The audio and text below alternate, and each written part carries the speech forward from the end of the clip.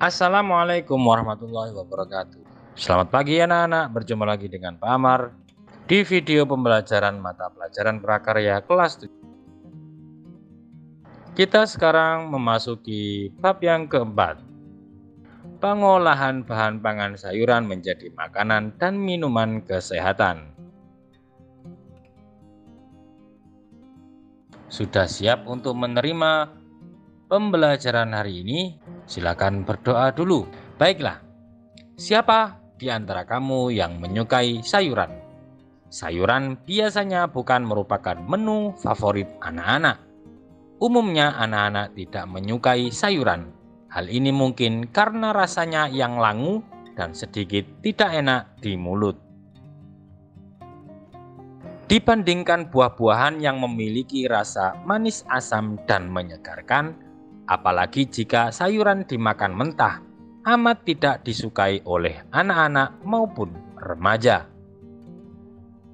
Untuk mengatasi rasa sayuran yang kurang nikmat, tergantung dari cara mengolahnya menjadi makanan yang nikmat dan menarik untuk dikonsumsi. Mengkonsumsi sayuran perlu dibiasakan sejak usia dini, karena sudah diakui oleh para peneliti pertanian bahwa sayuran memiliki banyak kandungan dan manfaat bagi kesehatan tubuh kita. Nutrisi yang terdapat dalam sayuran sangat berkhasiat bagi kesehatan. Menurut pakar kesehatan, orang yang banyak mengkonsumsi sayuran membuat tubuh lebih energik, tidak mudah lelah, dan lebih sehat. Pada sayuran terkandung banyak nutrisi dan khasiat obat yang baik bagi tubuh. Selain itu, dengan mengkonsumsi sayuran, kebutuhan serat bagi tubuh dapat terpenuhi. Serat yang terkandung pada sayuran dapat memudahkan proses penyerapan makanan dan melancarkan sistem pencernaan. Adakah di antara kamu yang memiliki tanaman sayuran di rumah? Saksikan dan perhatikan penjelasan dalam video ini, karena dengan melihat video ini wawasan kamu akan bertambah tentang manfaat sayur-sayuran dan buah-buahan bagi tubuh manusia. Sebelum itu, kalian bisa membaca kompetensi dasar pada pembelajaran kali ini.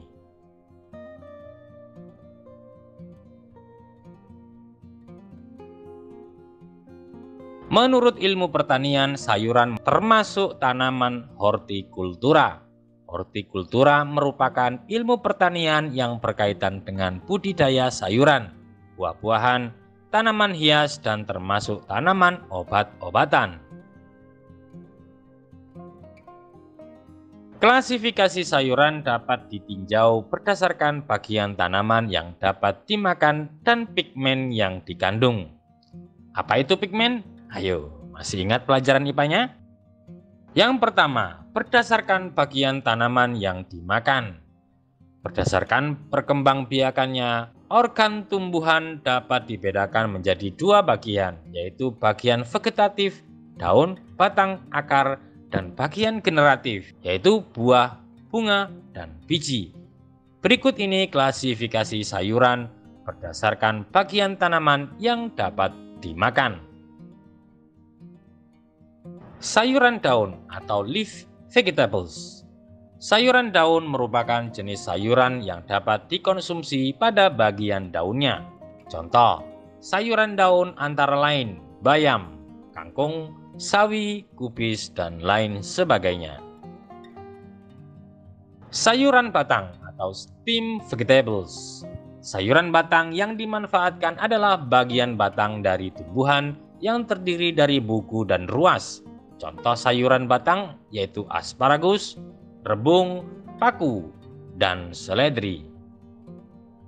Sayuran akar atau root vegetables.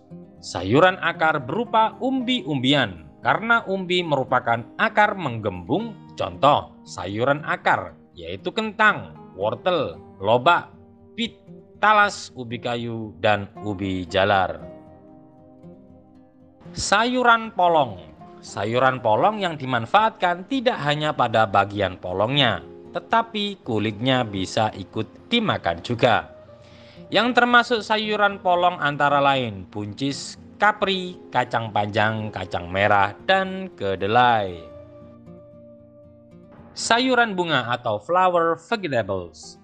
Tanaman sayuran yang berasal dari organ generatif dan yang dimanfaatkan pada bagian bunganya.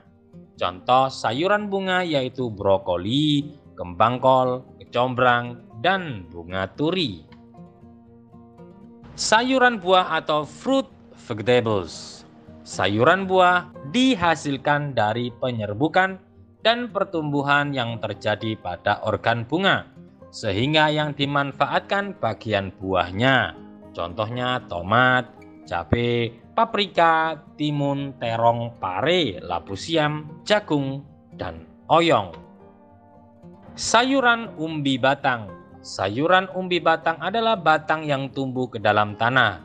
Ujung batang membengkak membentuk umbi karena penimbunan makanan. Contoh sayuran umbi batang diantaranya singkong, talas, ubi jalar, dan lain sebagainya. Sayuran umbi lapis atau bulb vegetables. Sayuran umbi lapis yang tumbuh di bawah permukaan tanah dan menghasilkan lapisan umbi tebal, rimbun, sudah berumur cukup dan menembak di atas tanah. Misalnya bawang merah, bawang putih, bawang bombay, dan lain sebagainya. Sayuran jamur atau mushroom. Sayuran jamur secara ilmiah bukanlah tumbuhan, tetapi bagian cendawan dapat dimakan, sehingga digolongkan sebagai sayuran. Contohnya jamur merang, jamur kancing, jamur tiram, dan jamur kuping. Yang kedua, berdasarkan pigmen yang dikandung. Sayuran berdasarkan pigmen yang dikandung dibedakan menjadi sayuran berwarna hijau yang terbentuk oleh klorofil. Sayuran berwarna ungu seperti terong, bawang, dan bayam ungu.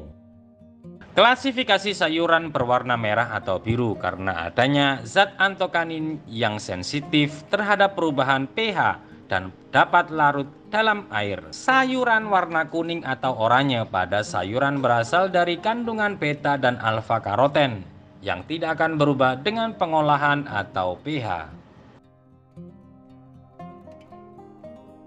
Indonesia memiliki kekayaan tanaman sayuran yang beraneka macam. Kita patut bersyukur atas karunia yang diberikan Tuhan pada bangsa Indonesia. Setiap tanaman sayuran memiliki kandungan dan manfaat yang berbeda-beda. Sayuran sangat baik untuk kesehatan tubuh karena kandungan serat yang tinggi serta nutrisi lainnya. Berikut ini bisa kalian simak kandungan dan manfaat dari beberapa sayuran. Brokoli. Brokoli merupakan salah satu sayuran hijau dari keluarga tanaman kubis. Brokoli atau Brassica oleracea kaya akan berbagai nutrisi terutama vitamin dan mineral, termasuk kandungan gizi berupa fitonutrien yang memiliki banyak manfaat kesehatan bagi tubuh. Kangkung. Sayur kangkung banyak terdapat di negara tropis dan subtropis. Ada dua varietas sayur kangkung yaitu kangkung darat dan kangkung air.